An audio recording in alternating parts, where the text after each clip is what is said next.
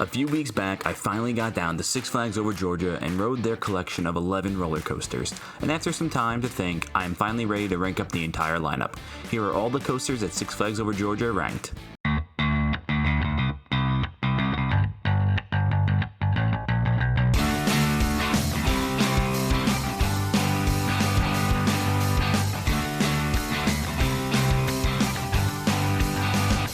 Before we jump in, it'd be awesome if you guys could like the video if you enjoy it and check out the other stuff in the playlist. It really helps the algorithm, help this channel grow, and keep the community here getting bigger, and I really want that. So without further ado, number 11, Dahlonega Mine Train. Aerodynamics, 1967.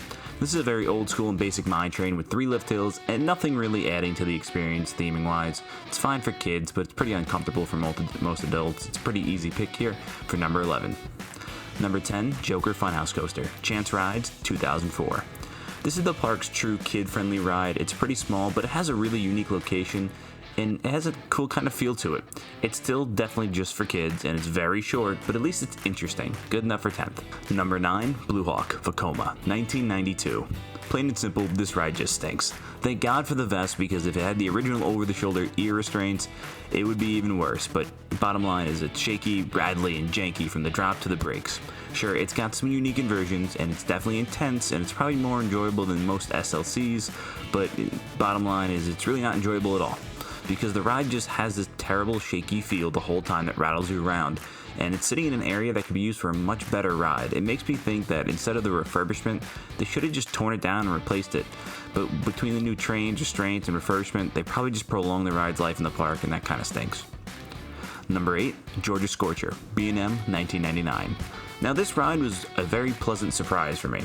I was going in expecting a shaky and dated stand-up coaster. Now it's no means revolutionary or a true standout ride, but the stand-up was pretty smooth and it was pretty fun. It suffers from those old stand-up restraints, which kind of stink, but it's not the worst B&M I've ridden.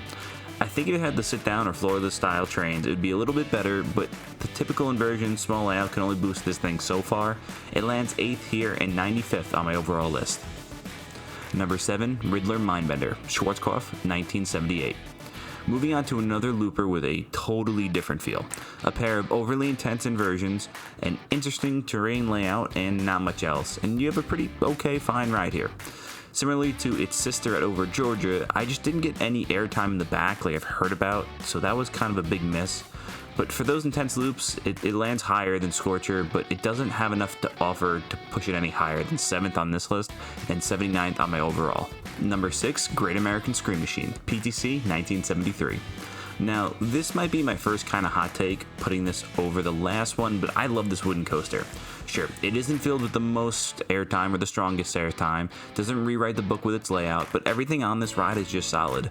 The drop, the airtime hills, the smoothness, it's running really well, especially even in the back, and it was a good time from start to finish, and I think every park can kind of use a ride like this. It's a nice stepping stone for kids. Now, I'll take a more complete ride than one based on 1 or 2 moments like Mindbender, so this lands 71 on my overall list and 6th in the park. Number 5, Daredevil Dive, Gerstlauer, 2011. Now this ride has a lot going for it. I'm a sucker for vertical lips and vertical drops, and the inversions definitely pop with the small cars and the whippiness through the whole ride. Now the issues for me come from the other layout elements that just don't seem to add much for me. This ride feels like it was designed around 5 or more inversions, but it was cut down to 3 for some kind of budget. Now, I think if there was an extra roll or something tacked on in the end, it would really boost this ride, but as now, it's just good and not really great. It sits 52 on my overall list, 5th in the park. Number 4, Superman Ultimate Flight, B&M, 2001. Now, the original Superman Flyer Cologne, it feels exactly the same as the previous one I've ridden at Six Flags Great Adventure. But the pretzel loop is insane, the overbanks are fun, especially in the back, but overall, they can usually feel a little bit mild. Now, what separates this one from the one in New Jersey is that this is built into the terrain of the park. So you have these near-miss elements throughout the ride that really add something to it, even if you have to climb up a hill just to get to the station. Overall, it's a pretty unique ride experience still being a flyer, and it's definitely smooth and entertaining, so it gets up to 48 on my overall list. Number 3, Batman the Ride, B&M, 1997. Now, unlike Superman, this is a clone that definitely runs different. It isn't anything with the terrain this time. This invert just really hauls like crazy. Now, this is my third different Batman clone I've ridden so far, and this is by far the craziest, fastest, and most intense. Felt like my legs were gonna get ripped off through this ride. It's definitely a step up above Great Adventure and Overtex's clones. Still, even with the added intensity, it's still a very small scale invert from B&M, so it hits third in the park and 42nd overall on my list. Number 2, Goliath, B&M 2006. Now, the park's hypercoaster has some of the strongest airtime I've felt on a B&M, and perhaps the strongest. But that being said, it's also the roughest hypercoaster I've ridden by the company. The only other one that comes close is Diamondback, but that was more specific potholes in the ride, while Goliath was an overall just rattle. Gave me a headache, it was constant from start to finish, and it was a really firm rattle through the ride. Now, I could have gotten a bad day, but I just can't overlook just how much it took away from the ride. Now, if it was smooth, it would probably be a top 3 hyper for me, but as of now, it falls down to 25th overall behind most of my B&M hyper credits, but just for its potential alone, it's at number 2 in the park. Number 1, Twisted Cyclone, RMC 2018. No real shock here, but the RMC hybrid conversion comes in at the top. Every hill here really pops. The drop flings you from your seat, and those RMC inversions are always a treat.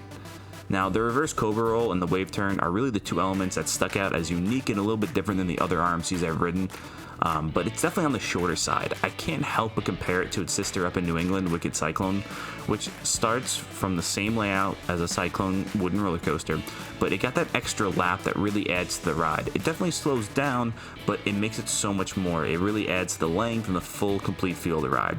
Now, this falls in as my 4th of my 7 RMC credits, 12th on my overall list. This is definitely the ride I would come back to the park for, but it just feels a little bit meh without that extra lap. Not to nitpick this ride too much, I really can marathon it over, and it's the standout in the park by far. Number 1, easy. So that's going to wrap up my rankings for Six Flags Over Georgia, but if you want more park rankings, check out the rest of the playlist for almost every other park I've been to. Now, make sure to subscribe. Every week we come out with videos on Friday, and until next week, that's all from the shores of Island Coasters.